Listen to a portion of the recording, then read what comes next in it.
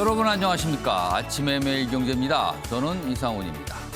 날씨가 널뛰기를 하고 있습니다. 어제는요 5월이 아니라 마치 여름처럼 더웠는데요. 오늘은 비 소식이 있어서 더위가 주춤한다고 합니다. 널뛰기하는 날씨 계속 반복될 것 같아서 우산은 늘 챙겨야 된다 이런 얘기까지 나오고 있습니다. 자, 그럼 먼저 아침 신문 일면 기사부터 전해드리겠습니다. 먼저 매일경제입니다. 세입자 울리는 보증기간 독점 손본다 이런 얘기고요. 자, 지금 독점 상태라고 설명이 돼 있죠. 그렇다 보니까 전세금 반환 시장, 반환 보증 시장, 서울 보증 그리고 주택 도시 보증공사 이렇게 포함해서 세 곳이 다 맡고 있답니다. 그래서 독식이란 표현이 등장을 합니다. 그렇다 보니까요. 세입자 피해를 보는 경우도 발생을 하고 갑질 이렇게 볼 수 있는 경우도 있다고 합니다. 그래서요. 당국에서 진입 장벽을 낮출 것이다. 이런 얘기를 했습니다. 다음은 중앙일보 보겠습니다. 열풍 불던 코인 시장 그렇습니다. 엄청났습니다. 아주 너무 달아올랐다고 지금 평가를 받았죠. 그런데 중국 한마디에 비명을 지르고 있다는 겁니다. 요 가운데 보면요 그래프가 보일 듯 말 듯 좀 그려져 있어요. 요 크게 좀 보겠습니다. 비트코인 기준으로 4월 13일 우리나라 돈으로 8천만 원을 넘어섰어요. 그런데 널뛰기를 하죠. 그러다가 최근에는요 어제입니다. 5월 19일 오후 밤 10시 기준인데요. 3,400만 원 정도. 지금도 계속 왔다 갔다 하고 있습니다. 지금. 이런 상태는 거죠. 자, 그럼 아래를 보겠습니다. 중국에서요 사용, 매매, 중개 모두 처벌하겠다. 가만두지 않겠다. 이렇게 나선 겁니다. 비트코인 3만 달러 선이 붕괴 위기고요. 중국은요 연 56조 원 자본 유출 우려를 하고 있습니다. 그래서 강력히 규제하겠다. 이렇게 나선 겁니다. 그런데 속내를 알고 보면요. 디지털 위안화. 그러니까 가상화폐를 중국 당국이 직접 뭔가 만드는 거예요. 이 디지털 위안을 띄우려는 목적도 있어 보인다. 이렇게 분석하고 있습니다. 이번엔 서울신문 보겠습니다. 기사가 이쪽에 있습니다. 특공 얘기입니다. 특별 공급이죠. 특공 막자를 탄 중기부 먹튀 불씨가 되나 이렇게 돼 있습니다. 이르면 3달, 다음 달부터 특공 요건이 강화가 됩니다. 그러니까 쉽지 않게 되는 거죠. 근데 중기부는 1월 이전에 결정이 됐다고 적용이 안 된다고 합니다. 근데 중기부, 이거 세종시에서 한 30분 거리에 지금 위치하고 있는데 이전한다는 거예요. 30분 거리에 있는데도 특공을 줘야 하나? 이런 지적이 나오고 있다고 합니다. 특공 계속 논란의 대상이 되고 있습니다. 마지막으로 한국일보 보겠습니다.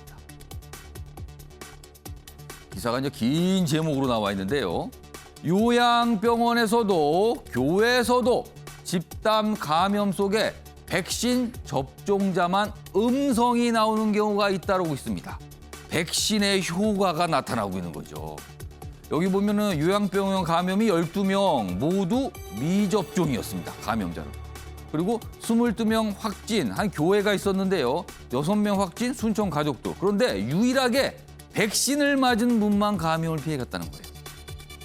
그러니까 백신이 효과가 있다는 거예요. 이렇게 집단 감염 속에서 뭔가 확실한 효과를 보이고 있다는 겁니다. 당국, 효과 입증됐다. 적극적으로 접종을 좀 받기 바랍니다. 이런 얘기를 계속하고 있습니다.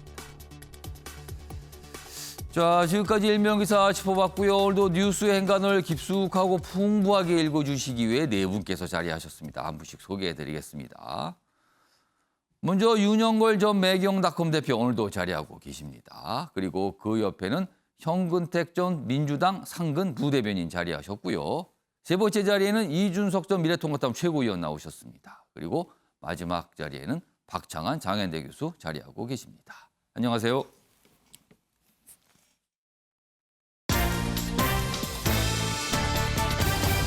오늘 다룰 주요 이슈들을 4가지 키워드로 정리했습니다. 아침을 여는 키워드 5월 20일 목요일 순서가 화면에 준비되어 있습니다. 첫 번째 키워드 보겠습니다. 카톨릭 그리고 변호사입니다. 두 인물의 공통점을 이렇게 오늘 언론들이 꼽고 있는데요. 문재인 대통령과 바이든 미국 대통령, 우리 시간으로 22일 새벽에 한미 정상회담을 하게 되는데요. 두 정상의 공통점이 바로 이 두 가지 내용입니다. 종교는 가톨릭, 그리고 과거의 직업은 변호사였다는 거죠. 그러니까 뭔가 좀 통할 수 있다, 뭐 이런 내용입니다. 자, 그럼요. 두 번째 키워드는 판 커졌다. 제1야당인 국민의힘 당대표를 뽑는 과정이 진행 중이죠. 경쟁도 시작이 됐습니다. 손을 드는 후보들이 계속 나오고 있어요. 한 10명 됩니다. 그리고요, 굉장히 주목을 받는 인물들이 등장을 했다. 그래서 판이 커지고 있다. 이런 표현이 등장합니다. 자, 그리고 세 번째 키워드는 반도체 열공입니다. 어떤 분이 반도체 공부를 정말 열심히 했답니다. 윤석열 전 검찰총장 얘기입니다. 반도체까지 공부를 하는 거 보니까 정말 대선에 나오려는가 보다. 이런 얘기가 좀 나오고 있습니다. 이 세 번째 키워드고요. 마지막은요. 타도 머스크 코인입니다. 일론 머스크 테슬라 경영자.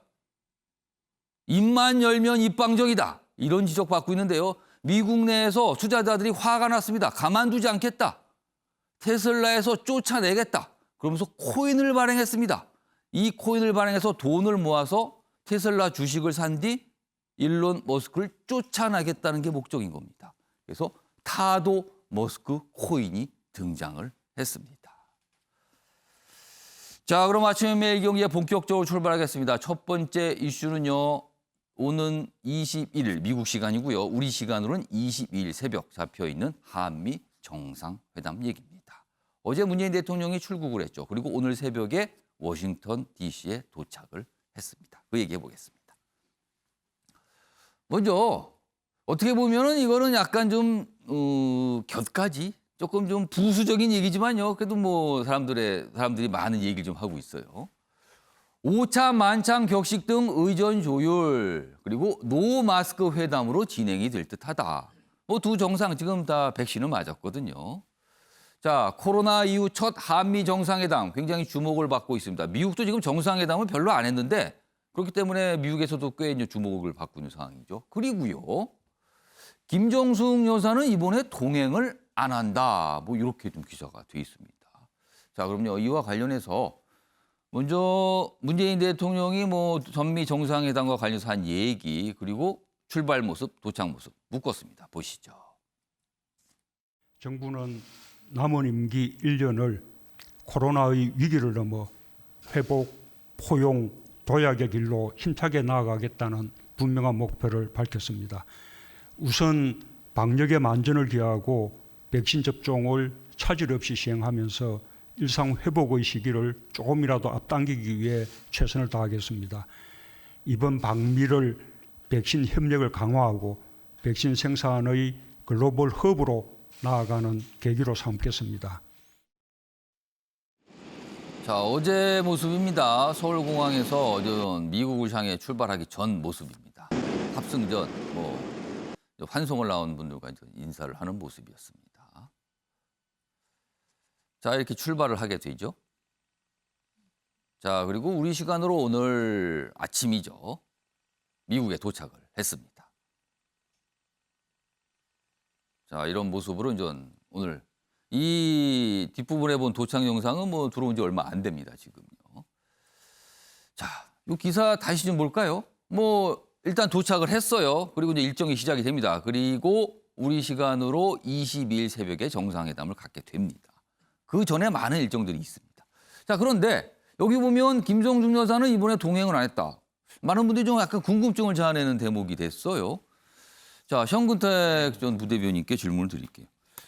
문재인 대통령 그리고 김정숙 여사 모두 백신 접종을 했거든요. 근데 이번에 왜 동행을 하는데 빠졌을까요? 이건 어떤 이유가 있었습니까? 그러니까 보통은 아마 정상회담이 가면 같이 가죠. 같이 가서 정상끼리는 또 일정을 수행하고 또 부인들끼리는 또 퍼스트레이디끼리는 따로 또 하죠. 수행을 하는데 이번에 아마 미국 측에서 요청을 한 것 같습니다. 인원을 좀 최소화해달라 그런 요청이 있었던 것 같고요. 최소하다 보니까 일 수도 있고 또 아마 지금 질 바이든 여사가 현직 교수거든요. 그렇죠. 그러니까 교수 역할을 하고 있어요. 그러니까 이제 공식적인 그런 뭐 접견 행사라든지 이거를 수행 안 하고 있기 때문에 보통 그런 일정을 잡기도 좀 곤란한 부분이 있는 것 같고 이번에 또 그 회담이 보니까요 실무회담으로 돼 있어요. 예. 실무회담 그다음에 뭐 공식 방문, 뭐 국빈 방문 얘기하는데 예. 실무회담이라는 건 일 중심으로 하겠다는 거거든요. 지금 말씀하신 것처럼 백신이라든지 반도체, 뭐 배터리, 뭐 그다음에 한미 북한 관계 이런 게 집중하겠다 이런 게 있어서 예. 제가 보기에는 아마 미국 측의 요청이 있지 않았을까 싶습니다. 그러니까 뭐 의전 뭐 이런 걸 사실 그런 거보다는 내용이 중요하다. 그렇죠. 지금 성과를 내는 게 중요하기 때문에 그런데 제가 보기에는 뭐 그거에 굳이 우리가 또 미국에서 요청하는데 우리가 또 그렇죠. 우리가 별도 일정을 잡겠습니다. 사실 그걸 뭐 고집해서 뭐를 그럴 하자 필요 이렇게 없죠. 할 상황은 네. 또 아니에요. 지금 왜냐하면 바이든 대통령이 두 번째 회담하는 거거든요. 그만큼 어찌 보면 신경을 쓰고 있다는 거죠. 예. 방역이라든지 이런 직접 만나는 대면에 그런 부분은 아마 서로 좀 배려를 한 것 같습니다. 앞서서는 미국과 일본의 정상회담이 있었고요. 스가 일본 총리가 미국을 방문했죠. 근데 그 당시에 화제가 됐던 거는 햄버거 오찬이었어요. 햄버거. 오찬을 하긴 했는데 정상 앞에 햄버거 큰 거 하나씩 넣고 오찬을 한 거거든요. 스가 총리는 입도 안 댔습니다. 그거에 대해서. 그래서 그 부분이 주목을 받았는데 현무택 전 부대변인 혹시 이번에도 뭐 오찬 자리 뭐 이런 얘기가 나오는데 혹시 햄버거 오찬은 아니겠죠? 그러겠죠. 아마 이 부분은 아마 청와대에서 많이 신경을 쓴 것 같습니다. 왜냐하면 사실은 이제 미국 분들은 뭐 햄버거 먹는 게 그냥 편하게 먹기도 하고 뭐 차에서도 먹게 하는데 우리는 그렇지 않잖아요. 햄버거가 뭔가 좀 대접을 못 받았다 할 수 약간 좀 있는데. 우리는 다르게 받아들이죠. 그렇죠. 그럼요. 그러니까 그다음에 지금 거리도 그렇고요. 어찌 보면 뭔가 좀 멀리 떨어져 앉아 있으니까 예. 물론 아마 이제 방역에 신경 쓴 자리였겠지만 예. 그런 부분에서 아마 좀 제가 보기에는 오찬 자리는 할 것 같고요. 아마 한마디 근데 이제 그림이 좀 안 별로죠. 좋죠. 예, 안 저희들 좋습니다. 보기에는 뭔가 좀 예. 뭐 소홀히 한 게 아닌가 이렇게 보일 수밖에 없는 상황인 것 같아요. 그렇긴 하지만 뭐 이번에는 그렇지 않을 것 같은데 제가 보는데 근데 지금 미국이 이제 마스크를 쓰냐 안 쓰냐 가지고 굉장히 이제 논란이 많거든요. 예. 근데 이게 처음에는 이제 CDC에서 지침을 안 써도 된다 이랬다가 예. 그냥 바뀌는 과정이라 제가 보기에는 뭐 마스크를 벗고 할 것인지는 저도 잘 모르겠습니다. 일단 이 기사는 노 마스크가 되지 않을까 이렇게 전망을 좀 하고 있습니다. 이건 가봐야 합니다. 마지막까지 좀요. 자, 지금부터는 한미 정상회담과 관련해서 내용 얘기를 좀 해보겠습니다. 어떤 주제가 다뤄질 것인가. 그리고 뭐 정상이 만났으니까 뭔가 합의가 나오는 거거든요. 어떤 부분에 합의가 있을까 이런 겁니다. 먼저 첫 번째 기사입니다. 21년 만에 한미 민주당 대통령 회담. 그동안 사실 우리나라와 미국 대통령이요. 약간 이 뭐라 그럴까요? 성향, 소속 정당의 성향이 좀 엇갈렸어요. 근데 이번에는 민주당 대통령, 이른바 진보 성향 대통령들의 만남이다. 뭐 이런 점입니다. 이게 좀 주목을 받았고요. 그리고 그 옆으로 갑니다. 그리고 가톨릭 변호사 닮은 꼴이다. 두 대통령의 공통점이라는 거죠. 이 뜻은요. 그럼 이런 표현이 등장해내요. 케미가 좀 어떨까? 뭔가 좀 통할까라는 거죠. 바이든 존경 밝힌 DJ 김대중 전 대통령도 연결고리다. 그렇습니다. 그리고 단독 확대담 등 3시간 이상 만날 예정이고요. 문재인 대통령 대화 수월할 거라 기대를 한다. 이런 얘기를 했어요. 외교 정치 분야 베테랑인 바이든 민감한 쿼드. 이 쿼드 문제. 이게 중국을 포위하는 미국의 동맹이잖아요. 이 쿼드는 직접 언급 안 할 수도 있다. 그러나 모릅니다. 수도 있다죠. 안 한다가 아닙니다. 아직은요. 기사 하나 더 보겠습니다. 자, 그런데 이 기사는 쿼드를 전면으로 좀 강조를 하고 있어요. 백신, 반도체 등 협력 강화. 그러니까 백신 동맹, 반도체 동맹이라는 거를 만든다. 그리고 그 반대급부로 쿼드 우회 동참 가능성이 있다는 거죠. 일단 전망을 하고 있습니다. 미국의 중국 견제 정책에 어디까지 동조할지 우리가 동조할 수 있을지 이게 관심사다. 미국 입장에서 그렇다는 거예요. 첨단 기술은 쿼드의 핵심 분야다. 한국도 접촉면 넓혀 나갈 수 있다라는 겁니다. 전문가들은요. 압박이 없더라도 동맹 시그널 줄 필요는 있다. 미국이 굳이 이걸 압박하지 않더라도 우리는 가능성 정도는 열어둘 필요가 있다. 전문가들의 조언은 이렇습니다. 이 얘기 좀 해보겠습니다. 먼저 윤영걸 대표님. 네. 백신은 지금 나온 얘기 보니까 확실히 성과가 있을 것 같아요. 뭔가가 우리가 굉장히 기대할 만한 내용이 나올 것 같고요. 반도체 분야도 가능성이 있는데 이 쿼드 부분이 굉장히 좀 문제로 남아 있어. 이거 어떻게 전망하세요? 뭐 쿼드 부분이 그동안에 우리가 조금 예. 등한시했던 부분이죠. 미국, 인도, 호주, 일본 그 협의체에 우리가 그 미국이 간접적으로 요구했는데도 불구하고 안 들어갔거든요. 예. 그래서 이번에 뭔가 간접적으로도 좀 관여하는 그런 제스처를 취할 가능성이 있죠. 뭐 바이든하고 문재인 대통령하고 같은 민주당이고 카톨릭이고 변호사하고 같은 점이 있지만 사실 생각은 많이 다릅니다. 제일 많이 다른 점이 예. 북한 핵에 대해서 생각이 다르고요. 예. 또 북한 인권에 대해서 생각이 다르고요. 또 하나는 중국에 대해서 또 생각이 우리랑은 좀 차이가 있거든요. 그래서 상당히 어떻게 보면 거리를 좁히기 좀 어려운 좀 측면도 있는데 예. 우리가 긍정적으로 본다면 실패한 정상회담은 원래 없어요. 그동안에 뭐 한 4차례에 걸쳐서 고위급 회담을 해서 사전 그렇죠. 조정을 다 했기 때문에 이미 다 조율해놓고 다 만나는 거죠. 끝나고 이제 사실 사인하러 가는 거거든요. 공동성명 발표하러 가는 건데 미국이 가장 지금 필요한 게 뭐겠습니까? 미국이 BBC예요. 우리나라가 갖고 있는 거. 바이오, 배터리, 칩, 반도체. 예. 그중에서도 우리나라 반도체. 이 바이든 대통령이 웨이퍼 흔들면서 얘기했잖아요. 미국의 전략 자산이 반도체라고. 그거 우리가 세계적인 강국이잖아요. 얼마든지 우리가 그 협력을 이번에 하면서 바이든의 그 환심을 살 수가 있고 예. 또 우리가 지금 꿈에도 그리는 게 있잖아요. 미국이 갖고 있는 거. 우리는 없는 거. 백신이잖아요. 예. 지금 백신 때문에 우리 경제가 아직도 못 들어가고 있는데 그것만 들어오면 완전히 물꼬가 지금 열리는 거 아니겠어요? 예. 그러니까 백신하고 반도체, BBC하고 상당한 빅딜이 이루어져서 좀 분위기가 좋아질 가능성이 있고 뭐 세상에 공짜 정신은 없으니까 우리가 거기에서 미국이 중국 견제에 좀 동참한다든지 쿼드에 좀 적극적으로 좀 숟가락을 올려놓는다든지 뭐 이럴 가능성이 상당히 많죠. 정상회담 중에서 가장 실패한 게 다시 성공했는데 2001년에 예. 김대중 대통령이 부시 대통령 당선되니까 한 수 가르쳐주러 갔었거든요. 그때 햇볕 정책을 가르쳐준다고 갔다가 예. 정상회담 끝나고 나서 부시가 프렌들이라는 말을 안 쓰고 프랭크라는 말을 썼어요. 솔직하게 얘기했다. 서로 아주 안 좋은 거죠. 그 다음에 얼마 안 있다가 부시 대통령이 북한은 악의 축이라고까지 얘기했잖아요. 예. 그러니까 양국이 서로 필요한 거를 주고받는 거지 한쪽에 완전히 얻어오고 뭐 예. 공짜 점심은 없다. 그래서 저는 이번에 서로 한미 양국이 예. 서로 가진 거를 빅딜하는 그런 관계가 됐으면 좋겠고 우리가 하나 더 바란다면은 바이든한테 지금 북한은 후순이거든요. 예. 저 다른 나라에 비해서 저 끝에 있어요. 예. 이거 도저히 핵 포기 안 할 거다. 근데 그거를 좀 관심사를 좀 앞으로 끌어당기고 했으면은 백신하고 북한 문제에 대해서 바이든이 좀 적극적인 자세를 취해준다. 그럼 우리는 대성공한 정상회담 아니냐? 저는 이런 생각이 듭니다. 자, 박상희 교수님. 우리는 사실 백신이 아쉽고요. 미국은 반도체가 아쉽죠. 그걸 서로 뭔가를 줄 수 있는 관계입니다, 지금요. 그런데 미국 입장에서 반도체를 가만히 보면 저렇게 반도체를 강조한 이유 중에 하나가 중국을 의식했다는 얘기도 있거든요. 쿼드 역시 중국을 강하게 의식하고 있는 거 아닙니까? 쿼드 문제, 반도체 문제, 우리가 어떤 선택을 해야 될까요?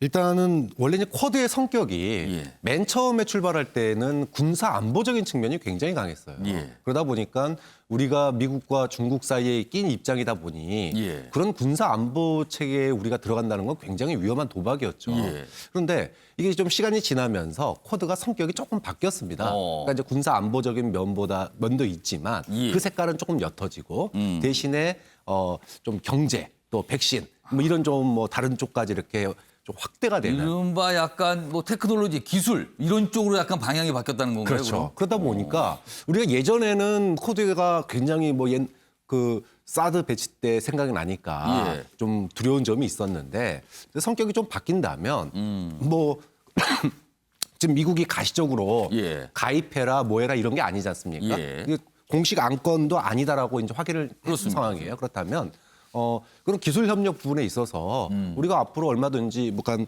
반도체와 배터리 부분에 대한 투자 이런 예. 얘기하면서 향후에 미국과의 그런 관계를 갖다가 더 확대시키기 위한 동맹 강화를 위한 다양한 방법들을 뭐 같이 협의체를 만들어서 고민해 보자. 뭐 이런 정도는 얼마든지 할 수 있는 얘기 아니겠습니까? 뭐 그렇다고 본다면 가시적인 뭔가 결론을 안 내리고 예. 향후에 협력 방안 확대를 위한 대화를 지속하기로 하는 정도. 예. 이 정도라면은 뭐 미국에서 특별히 이걸 가지고 불쾌하거나 압박을 주거나 또는 뭘 이렇게 강요하거나 그러지는 않을 것 같아요. 그래서 본다면 지금 이제 그 바이든 대통령 같은 경우에 내년에 중간 선거가 있기 때문에 예.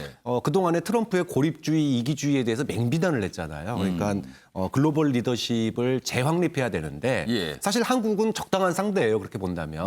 지금 백신 얘기했지만 그동안에 미국이 이 소위 백신 이기주의에 대해서 얼마나 많은 비난을 받았습니까? 예. 그러니까는 한국의 소위 생산 허브 기지를 갖다가 주고 아시아에 백신을 갖다가 공급할 수 있는 그런 역할 분담을 한다 그러면 예. 뭐 바이든으로서도 트럼프와 다른 새로운 글로벌 리더십을 세우는 거니까 예. 좀 그런 측면에서 뭐 쿼드라든지 뭐 반도체라든지 이런 부분들에 대한 예. 노골적인 압박이나 또 뭐 강요하는 이런 분위기는 전혀 없다. 다만 우리가 향후를 위해서라도 예. 쿼드에 대해서 그 성격이 변하고 있으니까 그 점에 대해서만큼은 이제 문을 좀 열어놓고 이 대화를 진행하겠다. 이런 예. 정도의 좀 유화적인 제스처는 취할 필요가 있다고 봅니다. 바이든 대통령이 정상만을 갖는 거는 일본에서 한국이 두 번째거든요. 지금 중국이요 아마도 지대한 관심을 갖고 도대체 무슨 얘기를 할까 이거를 아마 촉각을 세우고 있을 것 같습니다. 지금.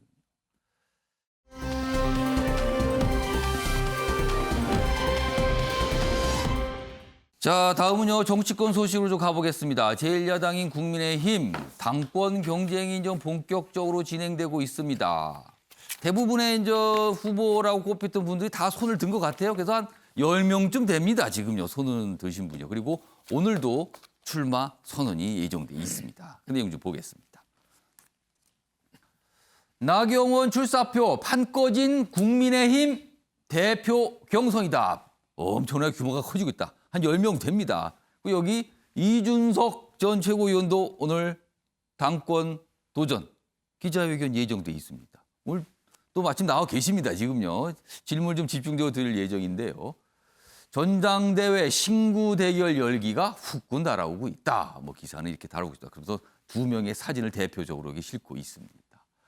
나경원 전 원내대표 그동안 나올 것인가 말 것인가 여러 가지 얘기가 있었는데 나오거든요. 자, 어제도 이와 관련한 얘기들이 있는데 화면으로 그 얘기 좀 보겠습니다. 어제 대구 지역을 좀 방문하면서 뭐 기자들 질문을 받고 좀 몇 가지 한 얘기가 있어요. 여기 보시면 당대표 출마 예정 오늘 잡혀 있습니다. 기자회견이요. 부처님 오신 날 대구를 방문했는데 당 지지세가 강한 곳이다. 대구 얘기입니다. 민심을 듣고 싶어서 방문했다. 아무래도 대구, TK 의식을 했다고 보여지죠. 그러면서 이렇게 좀 얘기를 했습니다. 자, 그런데요. 나경원 전 원내대표의 당권 도전을 놓고 그동안 당내에서 여러 가지 얘기, 평가들이 있었거든요. 그와 관련된 영상을 좀 준비했는데요. 먼저 확인해 보겠습니다.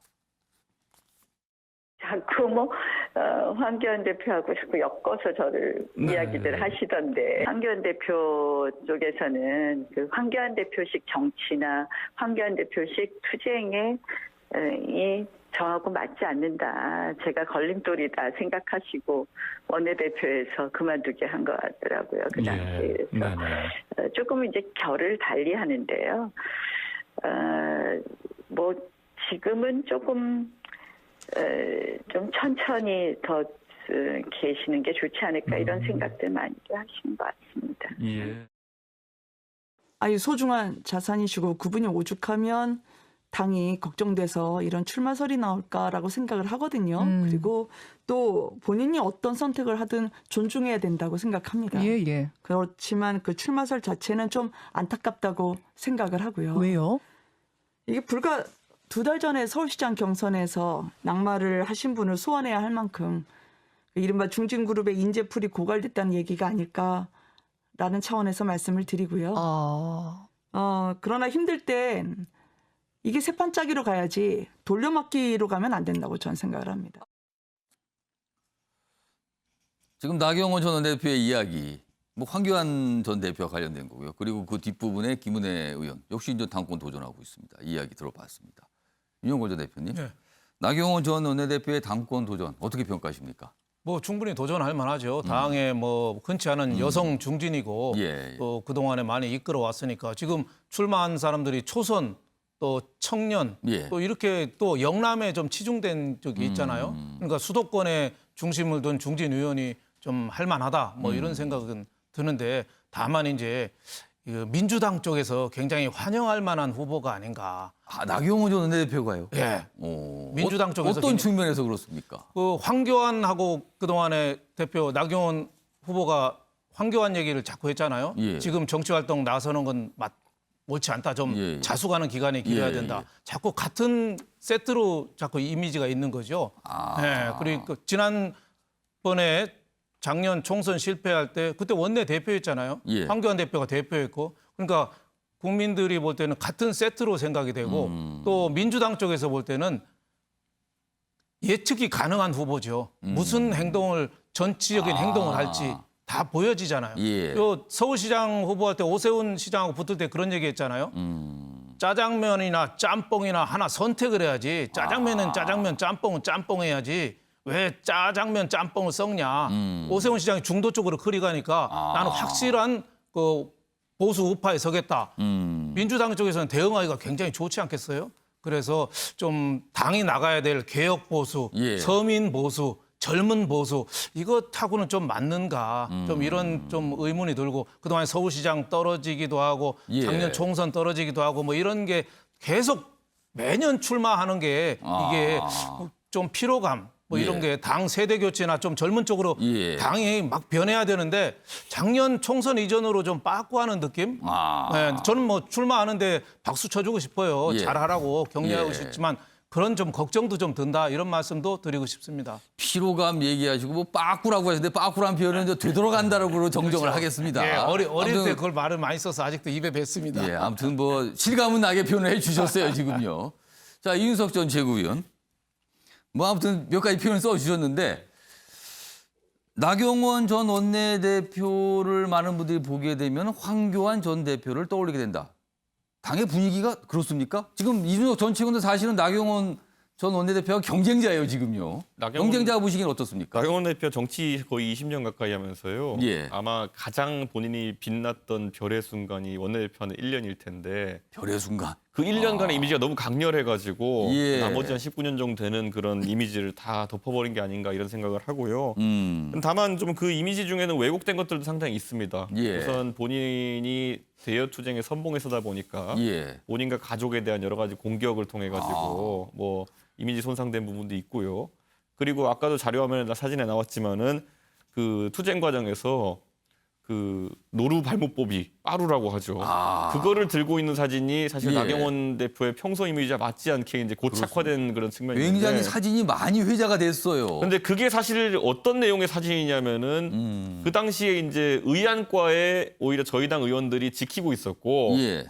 패스트트랙 법안을 접수시키기 위해서 민주당 의원들이 그 도구를 사용해서 안으로 진입하려고 했다는 걸 증언하기 민주당 위해서 쪽에서 가져온 도구였는데 어떻게 이런 걸 들고 국회에서 이런 난투를 벌일 수 있느냐라는 걸 증언하기 위해서 기자들 앞에 섰는데 예. 그 사진만 딱 보면은 나경원 대표가 그걸 가지고 무슨 강력 투쟁을 종용했다든지 폭력적 투쟁을 종용했다는 것처럼 돼 있거든요. 억울한 측면이 있다는 거네요. 저는 뭐 나경원 대표가 사실 그런 어떤 강성 이미지 중에는 다소 이제 좀 오해나 왜곡 속에서 형성된 이미지 있다 이렇게 보고요. 예. 저는 서울시장 경선 이번에 치열했는데 서울시장 경선에서 누가 이번에 후보가 됐던 거 하더라도 서울시장이 되실 수도 있었던 분이다 저는 이렇게 봅니다. 예. 그렇기 때문에 저희가 편의상 뭐 두 분의 좋은 후보가 나와가지고 한 분을 고른 거지 나경원 대표가 올 초까지도 당원들에게 많은 사랑을 받고 있던 후보인 것은 맞습니다.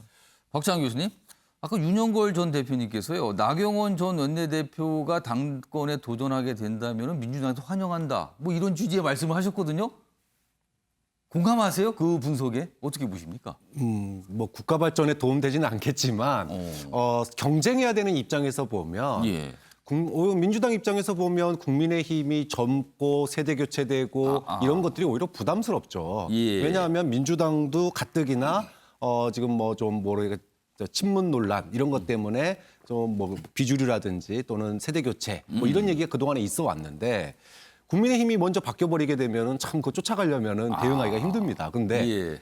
옛날 그 얼굴들 특히나 문재인 대통령의 국정에 발목을 잡는다라고 하는 이미지가 있었던 예. 소위 국회 선진화법 무력화 투쟁 이런 부분들을 대표하는 분이 당대표가 된다면 민주당 입장에서는 소위 말해서 땡큐 이런 이제 얘기가 나올 수 있는 거죠. 다르게 본다면 오히려 야당의 선명성을 강화할 수 있다. 뭐 이런 시각도 있는데 그건 동의하지 않으세요? 그 부분에는. 물론 뭐 다른 여러 가지 이제 예. 보수의 선명성 이런 얘기를 할 텐데 지금 국민들이 국민의힘에 원하는 게 김종인 비대위 이후에 예. 재보선 승리하고 또 다음 대선을 준비해 가는데 아니 그동안에 탄핵 거치고 대통령 선거, 총선, 지방선거 다 질 때 예. 이게 분위기가 바뀐 게 비로소 김종인 비대위 지나고 나서야 지금 바뀌고 있단 말이에요.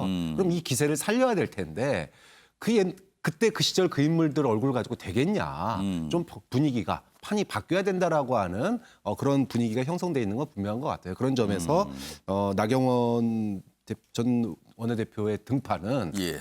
국민의힘에게 그 이미지 그다음에 보수층 결집에는 도움될지 모르지만 예. 다음 대선에 과연 얼마만큼 도움되겠느냐 그런 점에 있어서는 뭐 좀 우려스러운 면이 분명히 있죠. 국민의힘 당권 경쟁과 관련된 기사 하나 더 준비돼 있습니다. 보겠습니다. 나경원 출마, 야당 당권 중진대 신의 경쟁 개막이 됐다. 이렇게 제목으로 돼 있습니다. 뭐 10명 윤곽을 잡았다. 뭐 방금 전에 이제 화면으로 소개가 됐습니다. 몇 면이요? 한 10명쯤 됩니다, 지금요. 여기 보시면 초선 그리고 청년 주자 세대 교체론 이 부분이 사실 주목을 좀 받았죠. 그래서 여기 뭐 대표적으로 뭐 김용우 의원, 그다음에 뭐 이준석 전 최고위원 뭐 이렇게 좀 언급이 되고 있습니다. 자, 오늘 이준석 전 최고위원이 나와 계시거든요. 오늘 집중적으로 한번 좀 입장에 대해서 질문을 좀 드려보겠습니다. 오늘 출마 선언 날짜를 잡았어요. 어제 오후에요. 혹시 나경원 전 원내대표가 오늘 출마하는 걸 의식한 겁니까? 그거 어떻게 판단하신 출마 겁니까? 의사를 이미 한참 전부터 밝혀왔고요. 예. 당장 이제 공식적이고 뭐 형식적인 출마 선언을 예. 당연히 양강 구도라고 인식되고 있는 상황 속에서 상대 후보인 나경원 후보와 맞추는 거는 전략적인 선택이죠. 그럼 나경원 원내대표가 오늘 오전에 하거든요. 그럼 오늘 오후에 잡으신 거죠, 지금? 예, 맞습니다. 그 시간도 그렇게 오후로 일부러 좀 잡으신 건가요, 그럼? 그건 뭐 제가 방송 일정이 있다 보니까 남는 시간에 하다 보니 그렇게 됐습니다. 예. 그리고 사실 뭐 방송 나오신 김에 오늘 여기서 출마 선언을 하셔도 될 것 같아요. 지금 출마 선언문 기자회견에서 그런 발표를 해야 되는데 다 작성하셨습니까? 거의 다 작성했습니다. 그럼 여기서 좀 잠깐 소개 좀 해주시죠. 왜 출마하는가? 이걸 한번 입장문 한번 내시죠, 짧게. 사실 그게 있습니다. 그 2030 세대가 이제 새로운 지지층으로 저희가 편입됐는데 예. 제가 이제 선거 끝나고 한 달 정도 지켜보다 보니까 이게 자칫 잘못하면 흩어지게 생겼습니다. 저는 그런 측면에서 적어도 이 새로 편입된 지지층을 지키기 위해서는 그들을 이해하는 당대표가 있어야 된다. 이렇게 생각하고. 그러면은 재보선, 예. 지난 4월 재보선을 통해서 국민의힘이 2030 세대의 지지를 어느 정도 모았는데 지금 이게 흩어지게 생겼다. 그러니까 김종인 위원장도 당을 떠나면서 비슷한 말을 했고 예. 저도 이 당에 이제 오래 있었기 때문에 잘 아는 것이 이 당은 어떤 상황에서도 관성이 있습니다.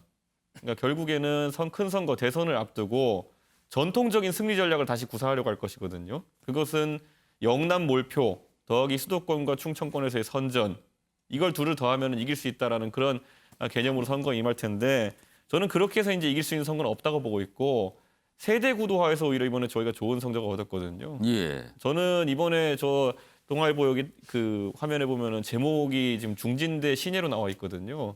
저는 저 제목이 그 일간지 제목으로 올라오게 한 것만으로도 예. 지금 다른 당권주자들이 저한테 10만 원씩 걷어 주셔야 된다고 생각합니다.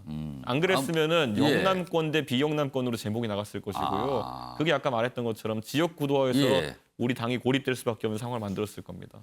그러니까 주목을 받게 만들었다. 이 부분에 대해서는 굉장히 의미가 있다. 좀 설명을 해줬어요.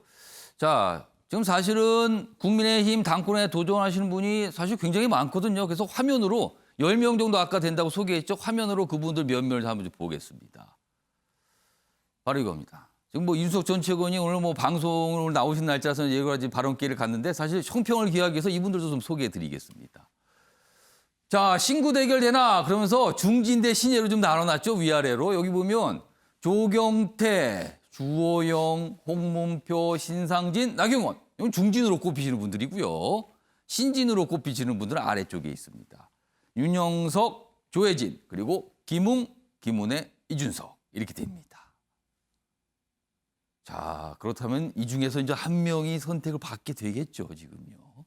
자, 정근택 네네. 전 부대변인. 구도가 딱 잡히긴 하잖아요. 중진 예. 신액이 잡히긴 하는데 당초의 선거 구도는 뭐 수도권이나 영남이나 이렇게 갔어요. 그때는 아마 이제 주호영 전 대표가 강력하지 않냐 갔는데 제가 보기에 아마 지난번 뭐 에베레스트 803으로 주호영 대표는 끝난 것 같고 지금 이제 나경원 대표랑 이제 이준석 최고가 어찌 보면 이제 본인 얘기처럼 양강을 형성하고 있는데 약간 비슷한 면도 있는데 다른 면도 있는 거죠. 그러니까 일단 수도권이라는 거고 되게 인지도가 굉장히 높고 예. 그러면 아마 두 분이 아마 대구 경북을 차지하기 위한 경쟁이 아주 치열할 것 같아요. 거기 어쨌든 전통적인 지지 기반이고 또 두 분이 뭐 대구랑 인연이 있다면 있고 없다면 없기 때문에 예. 그 지역구는 아니니까 그러다 보면 아마 거의 뭐 이준석 최고도 지금 대구 가서 살겠다 그러고 나경원 대표도 출마 선언을 하기 전에 대구 갔잖아요. 거기를 잡기 위한 어떤 사람들과 함께 하느냐. 결국은 물론 뭐 지금 선거가 온라인 선거고 그렇긴 하지만 결국은 전당대회라는 거는 그 지역구 의원들 아니면 자기를 도와주는 사람들이 과연 누가 있느냐. 그거 되게 네. 중요하거든요. 이준석 최고도 정치를 오래 했기 때문에 대구에 뭐 유승민 의원이라든지 그 주변에 가까운 사람들이 있잖아요. 나경원 대표도 아마 누가 함께 하느냐를 아마 유심히 볼 필요가 있을 것 같아요. 그게 결국은 대구 경북 지역의 세력 구도가 보이는 거거든요. 예. 결국은 물론 조영 원내대표도 열심히 하겠지만 예. 이 끝에 있는 두 사람이 대구 경북을 어떻게 공략할 것이냐. 그 싸움이 제가 보기에 굉장히 치열할 것 같습니다. 두 분 다 사실은 언론 노출은 굉장히 많고 예. 대중적인 인지도는 저는 아마 뭐 비슷하다고 봐요. 그럼 결국은 당원, 특히 대구 경북의 당원들을 어떻게 공략할 것이냐 아마 두 분이 아마 굉장히 치열하게 고민할 것 같습니다. 여기 뭐 중진시는 않았는데 여기 보면 이 아래쪽에 계신 두 분도 삼선이에요. 이분도 사실 중진이죠. 그래서 엄격하게 보면은 신예 3분 그리고 7분의 중진. 뭐 이렇게 좀 구분이 될 수 있을 것 같습니다. 아무튼 이런 모습으로 나타나고 있고요. 다 면면이 소개돼 있습니다. 윤석 전 최고위원께 질문 좀 하나 더 하겠습니다. 아까 방금 전에 봤던 기사 다시 좀 보겠습니다. 동아일보 기사입니다. 여기 보시면 밑줄이 좀 거 있어요. 이 부분이 어떻게 보면 굉장히 중요할 수도 있어요. 경선 룰입니다. 그러니까 1차 예선이 있고요. 본선이 있습니다. 자, 이렇게 됩니다. 예비 경선, 예선입니다. 여기는요. 당원 50% 투표 그리고 여론조사 50% 둘을 합해서 컷오프로 결정합니다. 5명을 일단 결정하기로 돼 있죠. 그리고요. 본선에 가면요. 당원 70%, 여론조사 30%입니다. 자, 요 부분입니다. 요 부분이 주목이 되는데 요거 이준석 전 최고위원. 사실은 그 내용은 소개 안 됐지만 이준석 전 최고위원 포함해서 신예라고 꼽히는 분들은 사실은 여론조사에서 굉장히 우위가 있다라고 평가를 받습니다. 그런데 이번에 여론조사를 반영할 때 국민의힘 지지자만을 상대로 결정되지 않았습니까? 그렇게 하기로. 이거는 상대적으로 신예들한테 좀 불리한 거 아닙니까?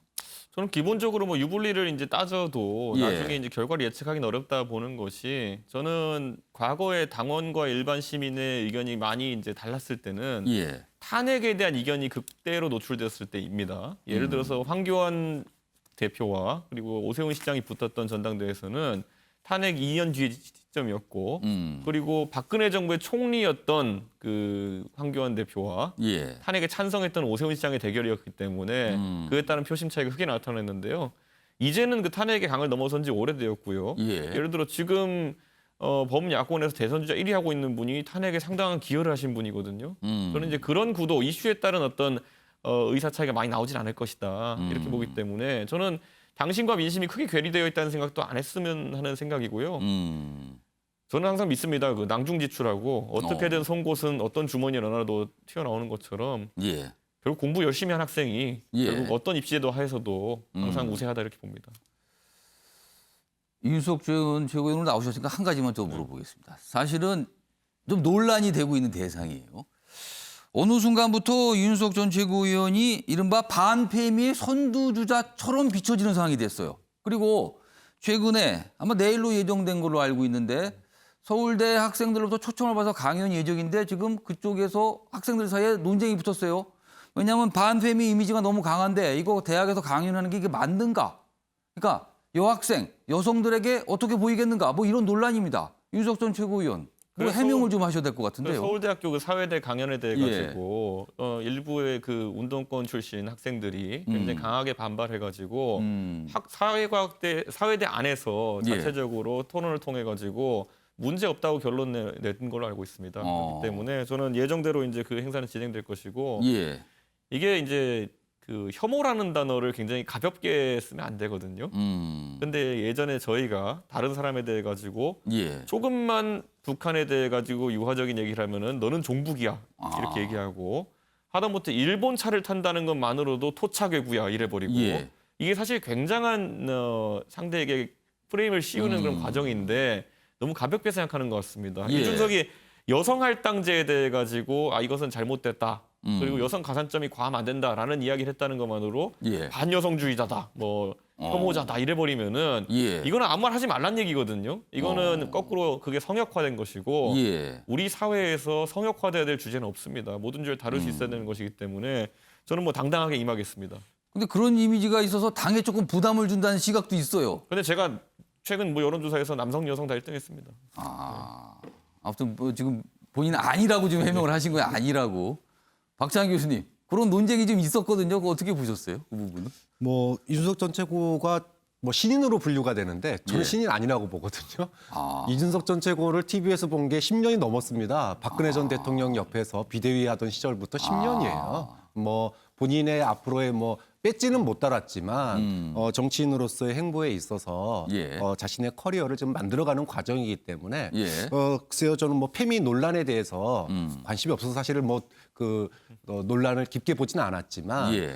여성 문제 그리고 현안 문제들에 대해서 공감대를 형성하는 것 이건 굉장히 중요하다고 봐요. 근데 예. 이제 분열의 공감대가 아니라 화합의 공감대를 만들어내는 그런 세대가 됐으면 좋겠다. 그래서 뭐 10년 동안 예. 언론에 나오고 또 당의 비대위원으로 이렇게 활동하고 이러면서 쌓았던 내공들을 앞으로 국민들이 국민의힘의 어떤 변화에 대해서 바라는 것은 예. 분열의 정치는 아니에요. 좀 그런 점에서 본다면 페미니즘 반페미 논란도 분열로 볼 것이 아니라 화합을 위한 논의에 좀 적극적으로 앞으로 좀 논쟁을 더 그런 쪽으로 끌고 갔으면 좋겠다. 그런 바람이 있습니다. 예, 정구택 전 저는 부대변인. 이준석 최고랑 뭐 방송을 많이 하는데요. 아슬아슬한 줄타기 하는 것 같아요.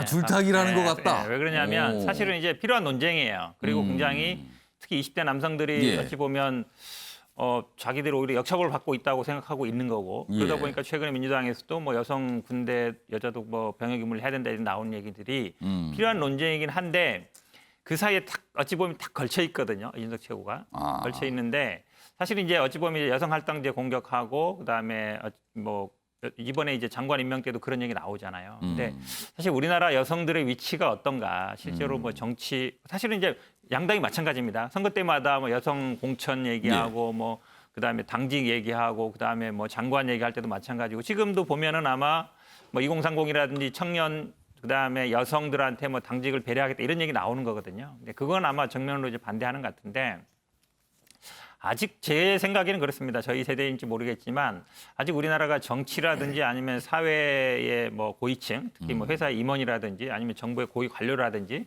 장차관이라든지 이런 분들은 사실은 처음에 진입하는 여성들에 비하면은 적은 게 맞아요. 그리고 그게 어째 수치상으로도 많이 나오고 있고 예. 그런 부분들이 과연 지금 20대 남성들이 반감을 갖고 있는 것처럼 대한민국 여성들이 오히려 더 혜택을 많이 받고 있기 때문에 아니면 더 우대하기 때문에 더 뭐 기득권화돼 있다든가 아니면 더 혜택을 많이 누리고 있는가 저는 그거는 동의하지 않아요.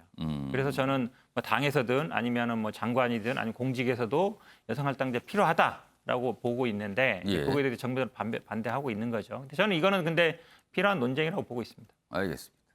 아무튼 뭐 그런 논쟁이 최근에 있어서 한번 이제 얘기 좀 하고 질문 좀 드렸습니다.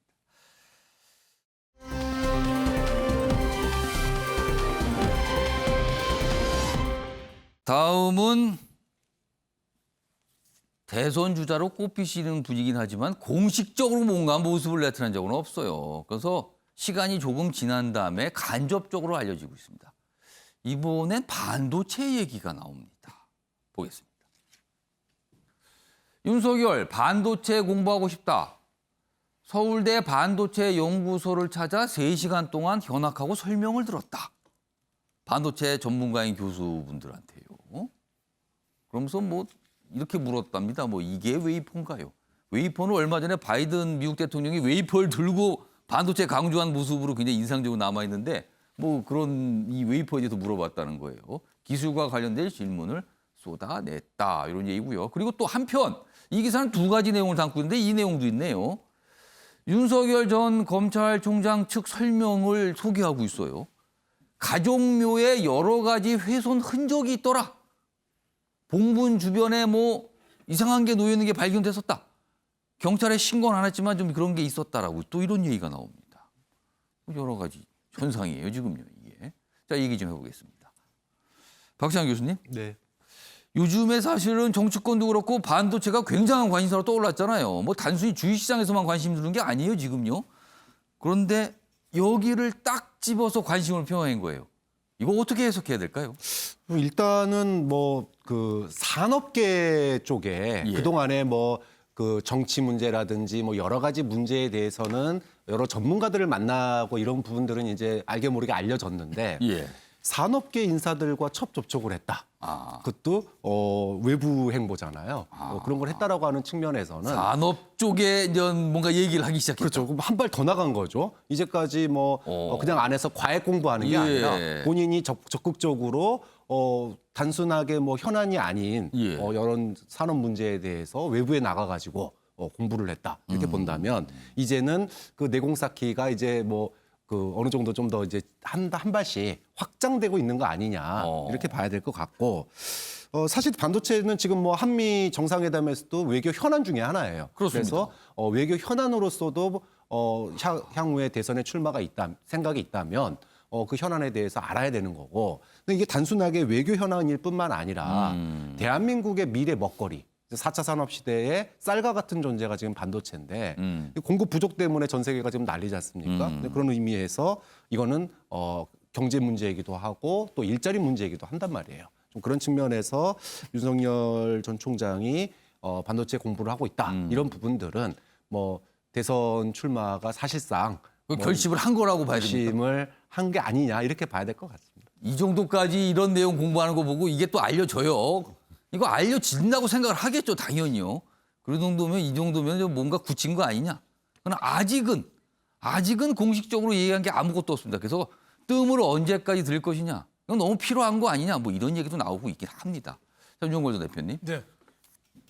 이 두 번째 내용입니다. 이 가족묘에 뭐 여러 가지 훼손 흔적도 이걸 어떻게 봐야 됩니까? 이게 뭡니까 이거는? 네, 그 뭐 원래 고향이 예. 아버지 고향이 공주잖아요, 충남 공주. 예. 그 파평윤 씨들 집성촌입니다. 근데 이제 세종시로 옮겨서 예. 가족 묘를 썼는가 봐요, 집안 예. 묘를. 근데 그게 이제 훼손된 거죠. 거기에 뭐 칼도 나오고 또 머리카락도 그 굉장히 긴 게 뭐 뭉치로 나왔답니다. 그리고 또 부적도 나오고. 왠지 약간 주술 같은 느낌이 그렇죠. 드는 뭔가가 있었다는 네, 거죠. 뭐 미신이나 뭐 이런 거 하는 사람들이 뭐 누구를 저주하기 위해서나 뭐 이런 것 때문에 한 거 아니냐 하는데 그 윤석열 쪽에서는 그 경찰에 신고하진 않았어요. 그냥 수리만 하고 끝났는데. 뭐 기사 내용 그냥 설명만 이렇게 나오고 있습니다. 그렇죠. 그냥. 저는 예. 뭐 저거를 그냥 해프닝으로만 생각하지 말고 저거를 정치적인 저는 의미도 있다고 봅니다.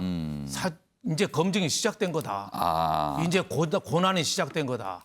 너무 늦추지 말고 밥도 뜸 오래 들이면 밥이 쉽니다.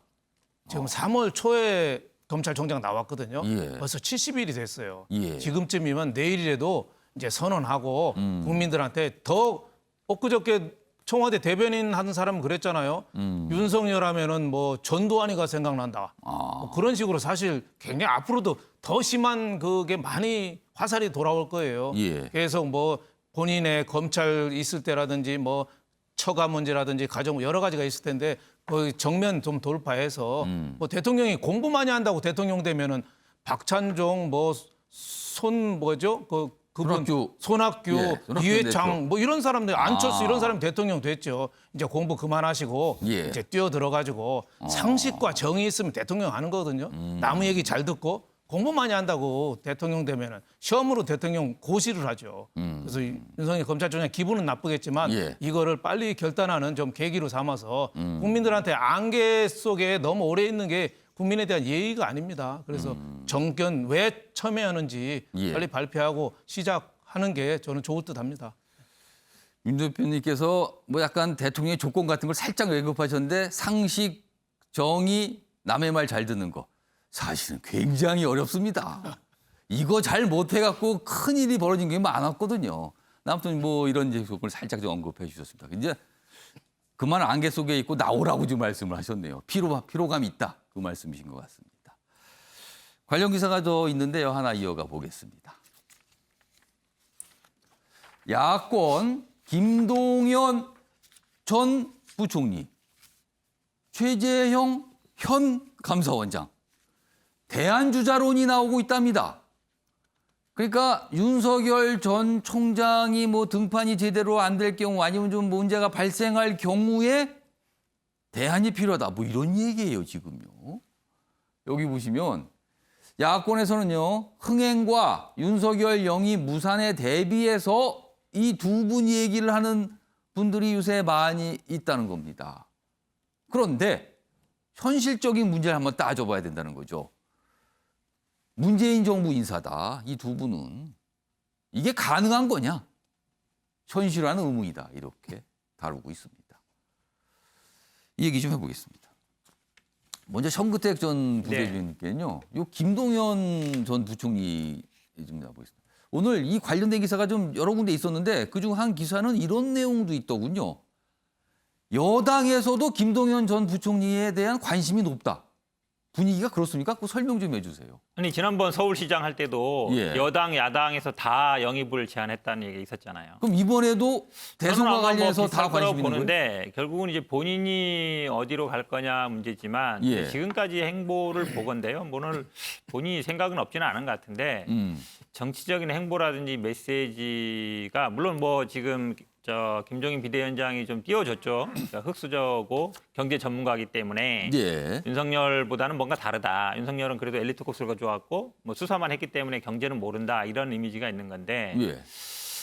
뭐 누가 얘기한다고 해서 제가 보기 어디로 갈 것 같지는 않고요. 근데 아마 어디로 가더라도 지금 상태에서는 그동안 뭘 안 했기 때문에 아마 야당에 간다 그러면 지금 말씀하신 것처럼 아니 문재인 정부 사람이 왜 거기 갔냐. 그 얘기가 일단 넘어야 되는 산이고 왜 그러냐면 지금 윤석열 총장 같은 경우는 어쨌든 뭐 맞서면서 그 이미지를 심어왔단 말이죠. 윤석열 총장은 지금 아마 국민의힘에 가더라도 전혀 이상하지 않은 분위기가 됐어요. 근데 김동연 부총리는 그런 이미지를 아직 못 만들었죠. 그런 이미지가 있을 것 같고요. 저는 뭐 또 야당에 간다 그러면 강력한 주자들이 있잖아요. 그동안 정치인 분들이. 저는 뭐 그냥 불쏘시로 사용되고 말 것이다. 그러니까 결국은 아마 본인도 그걸 모르지 않을 거예요. 그럼 여당으로 가면? 여당으로 가도 지금은 제가 보기에 좀 늦지 않았나 싶어요. 왜 그러냐면 지금 이제 뭐 7, 8분들이 거론되고 있잖아요. 예. 예를 들어서 여당이 지금 들어온다 해서 어느덧 새를 만들 수 있을까? 쉽지 않은 상황이라고 봐요. 본인의 생각은 있겠지만 뭐 정치라는 게 하루쯤에 되는 게 아니거든요. 지금 뭐 윤영걸 대표님 말씀처럼 윤석열 총장도 굉장히 인기 있지만 아니 지금 뭐 공부만 해서 될 때 아닌데 가만히 있잖아요. 뭘 안 하고 있는 데 대해서 지지율도 좀 하락세고 아마 국민의힘에서도 예. 대안이 있어야 되는 거 아니냐 이 얘기가 당장 나오고 있잖아요. 예. 그런 거 보면 제가 보기에는 조금 늦은 감이 있습니다. 뭘 하기는.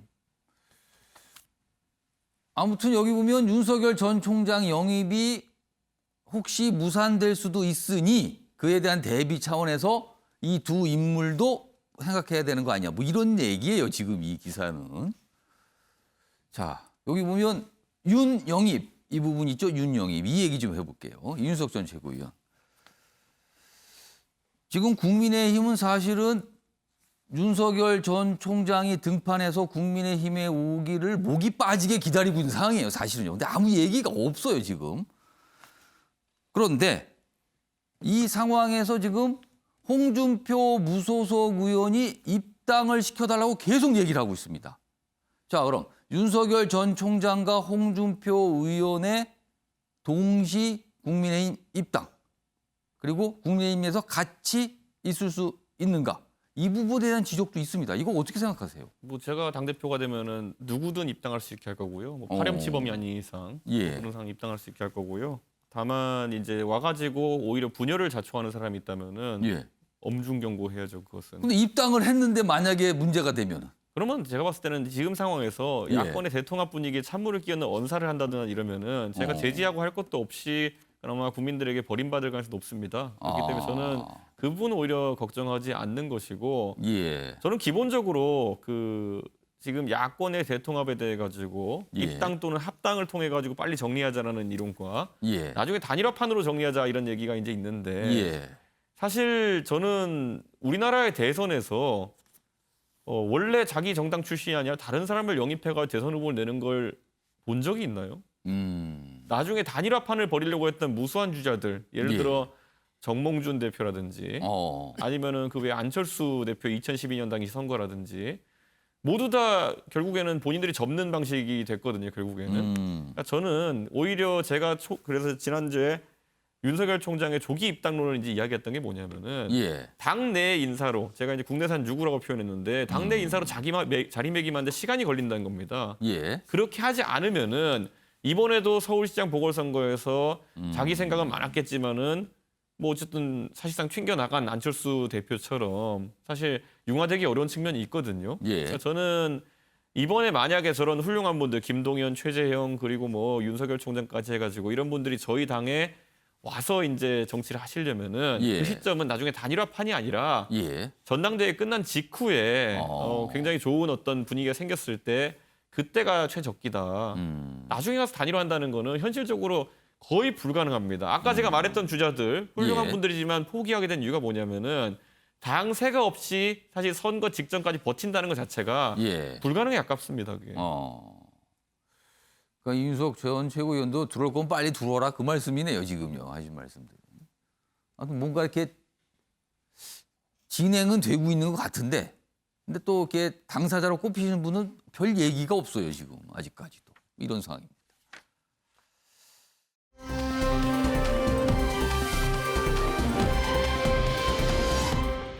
내 삶에 영향을 주는 경제 이야기, 경제 브리핑 순서로 가보겠습니다.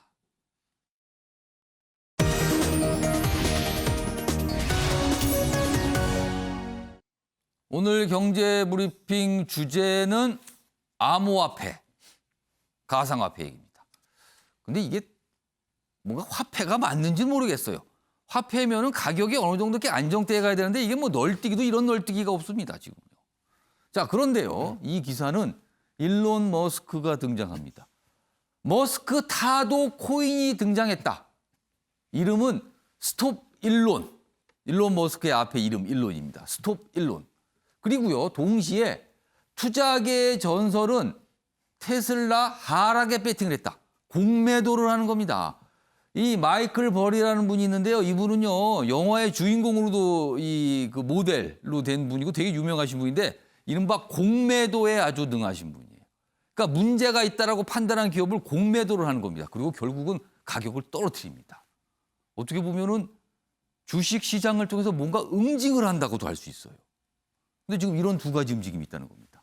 최근에 일론 머스크 참 논란이 됐죠. 이른바 입방정 논란입니다. 이 가상화폐 얘기를 자꾸 하면서 띄웠다 내렸다 막 이랬거든요. 머스크 도치코인 폭락시킨 뒤 파티를 즐겼다. 이것도 논란되고 있습니다. 투자자들 분노했습니다. 시세 조종자를 아예 없애버리자. 그래서 이 코인을 발행해서 돈을 모아서 테슬라의 주식을 많이 산 뒤 영향력을 행사해서 일론 머스크를 쫓아내자는 겁니다. 지금요. 처벌 요구 청원도 있고요. 테슬라 불매도 나섰다. 이런 내용입니다. 지금. 다음 기사 하나 더 보겠습니다. 가상화폐 검은 수요일 어제 가격이 폭락을 했거든요. 거품 붕괴 불안감이 커지고 있다. 그러니까 중국에서 뭔가 이제 조치를 취했거든요. 그러니까 충격을 입은 거예요.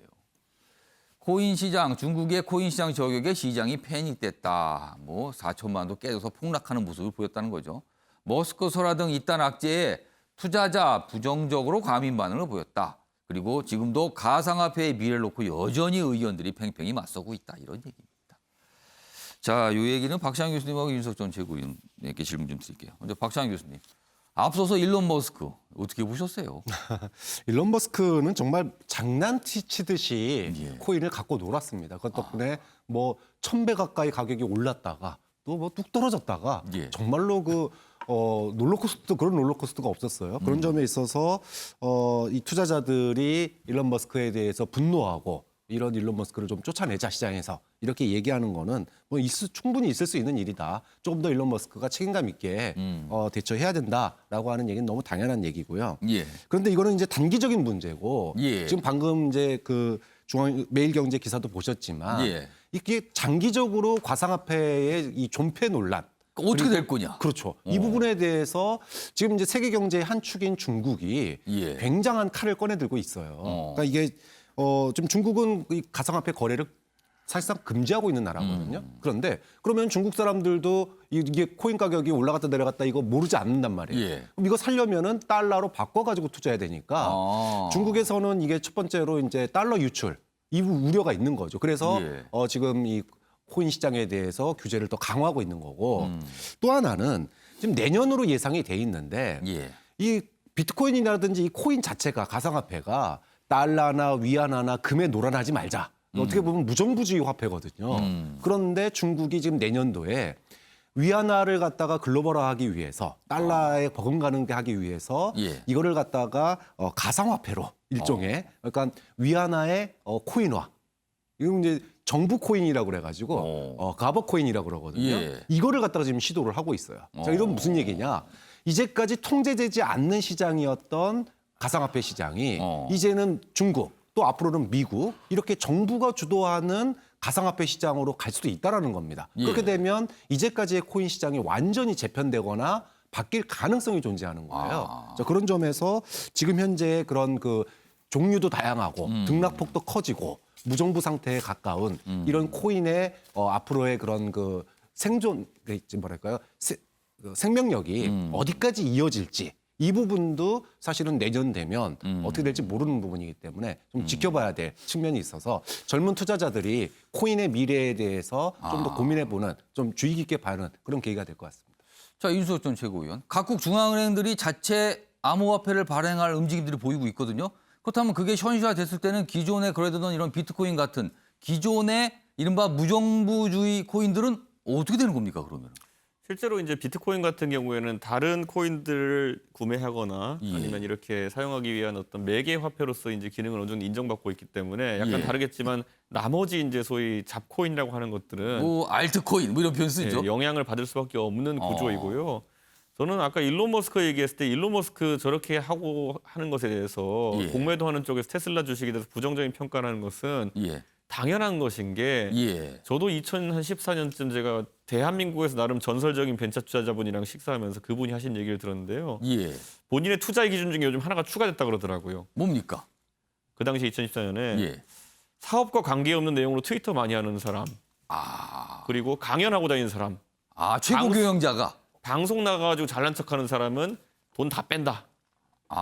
경영에 관여하시는 분이 그런 활동을 하는 경우에 본인이 생각하기에 벤처 투자하는 사람 입장에서 진짜 사업이 너무 잘 되고 있으면은 그거 하는 게 제일 단가 센 작업일 텐데 나머지 하고 있다는 건 생각보다 사업이 안 된다는 증거가 아니냐 예. 이러면서 반농담처럼 말씀하셨는데 예. 실제로 그 뒤에 제가 그 맥락으로 보니까 우리나라에서도 그렇게 하는 분들이 사업 잘하시는 분들 별로 없더라고요. 그럼 지금 사실은 일론 머스크는 대표적으로 그런 모습이잖아요, 지금. 근데 저게 이제 굉장히 위험했던 것이 예. 예를 들어 이번에 비트코인이나 도지코인 같은 코인들 일부 코인들의 가격이 일론 예. 머스크의 반응에 이제 굉장히 춤췄던 게 뭐냐면은 아까 말했던 것처럼 법정화폐가 아닌 것이 지불 수단으로서 기능을 하게 하려면 실제로 물건을 살 수 있어야 되거든요. 예. 가게에서 받아야 되는 거예요. 예. 근데 테슬라라는 회사에서 파는 수천만 원짜리 자동차를 비트코인이나 도지코인으로 살 수 있게 한다고 하면은 그건 가치가 생기는 것이거든요. 그러네요. 근데 거꾸로 회사하는 입장에서는 자 테슬라 차 한 대를 1비트코인에 팔았어요. 예. 근데 나중에 가가지고 그 가격이 오를지 내릴지 몰라요. 원래 차라는 거는 굉장히 마진이 박한 시장이고 예. 거기서 뭐 차 한 대 팔아가지고 100만 원, 200만 원 남기는 게 현대차인데 그 상황에서 만약에 비트코인 가격이 한 1,000만 원 떨어져 버린다. 그럼 차 팔고 돈 잃어버리는 거예요. 그러네요. 그러니까 그런 리스크가 있는 행동을 왜 하느냐. 이거는 투자자 입장에서는 진짜 팔짝 뛰는 노릇이죠. 이해할 수 없다는 거네요. 예. 그건. 그런 리스크를 스스로 자초했다. 그리고 많은 분들의 분노를 사서 지금 이런 움직임까지 있다는 겁니다. 머스크 타도 코인 등장 이렇게 되는 겁니다.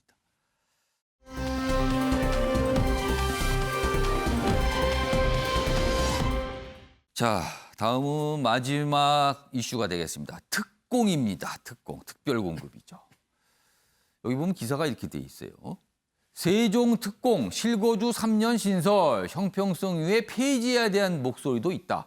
단순히 손질이 아니라 아예 없애야 된다는 목소리가 나온다는 겁니다. 규제를 지금 개정하고 있거든요. 이르면 내달부터 시행될 예정인데 뭐 대표적으로 전매 제한 기간을 기존의 5년에서 8년으로 높이고요. 기회도 한 사람이 한 번으로. 그리고 공급 비율도. 그러니까 전체 공급에서 특공이 차지한 비율도 줄여가기로. 뭐 이런 내용입니다. 그리고 뭐 실거주 아니면 환수하는 운영 방식 필요하다. 뭐 이런 얘기입니다. 근데 반면에요. 다음 기사 보겠습니다. 특공을 받으신 공무원들 얘기는 마치 우리들을 굉장히 다 이른바 도매급으로 뭐라고 한다. 뭐 약간 억울함의 이런 표현이에요. 서울 집 팔고 허허벌판이었던 세종 왔는데 이제 와서 싸잡아서 비리 취급하는 건 부당하다. 이런 목소리도 있다고 합니다. 청사 이전 초기에 공무원들이 이주를 꺼린 건 사실이었거든요. 정부 반침에 일가족 낯선 도시로 이사가. 지금은 서울에 살던 아파트가 더 올랐다. 이거 팔았는데요. 뭐 이런 얘기도 있다고 합니다. 윤영걸 전 대표님, 네. 이거 어떻게 될까요, 특공? 특공이 특별 공급의 준말인데 예. 특공하면 특공대한테 세종 아파트 다 뺏긴 것처럼 지금 그런 식으로 생각을 많이 하게 됩니다. 2011년에 세종 갈 때 허벌판이니까 공급 많이 하려고 그랬거든요. 그래서 특별 공급을 한 건데 예. 지금 문재인 정부 들어와서 부동산 값이 너무 올리니까 저런 문제가 생긴 거예요. 사실 83년, 4년 홍수 난 다음에 서울 목동도 그때는 미분양했거든요. 지금 이렇게 목동 오른 거 보면은 지나가는 사람이 목동 지나가다가 목이 메일 정도로 많이 달라졌는데 특공도 그런 점은 있어요. 세종이 워낙 올랐기 때문에. 예. 하지만 정부에서 너무 무분별하게 운영한 것도 사실이죠. 전체 중에서 4분의 1을 공무원한테 공급하고 또 중기벤처부는 대전 둔산지구에 있어서 세종시 가는데 20분이면 가거든요. 예. 속도 위반하면 15분이면 갑니다. 어. 그런데도 또 2주라고 해가지고 특별 공급 주고 하는 거. 그러니까 정부가 너무 좀 이 고지식하게 또 너무 그 공무원한테 우대식으로 운영을 해서 저 아파트가 세종시가 공무원 조합 아파트 같이 된 게 문제지 저 특별 공급 자체는 저는 잘못된 게 없다 이렇게 생각합니다. 아무튼 계속 논란이 되고 있어서 여러 가지 의견들이 나오고 있습니다. 뭐 아마 정부도 고민을 하고 있을 것 같습니다. 자, 아침의 매일경제 오늘은 여기서 마무리하겠습니다. 시청해 주신 여러분 고맙습니다.